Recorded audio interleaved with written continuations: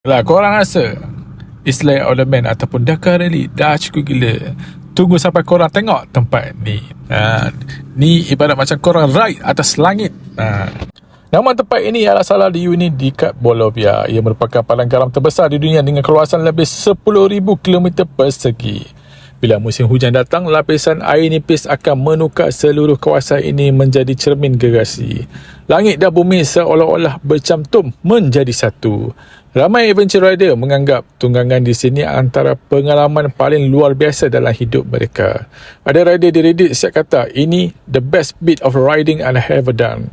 Bayangkan, tak ada selekoh, tak ada trafik, tak ada bangunan. Hanya kau, motosikal dan horizon yang tak berpenghujung. Psikologi manusia tertarik dengan tempat yang memberi rasa perasaan yang kagum yang membuatkan kita rasa kecil berbanding dengan dunia. Sebab itu, bila tengok rider menuju atas lautan garam ini, otak kita turut rasa ialah sesuatu yang epik dan hampir mustahil. Jadi kalau korang ada senarai dalam dream ride sebelum mati, Saladiu ini wajib ada dalam top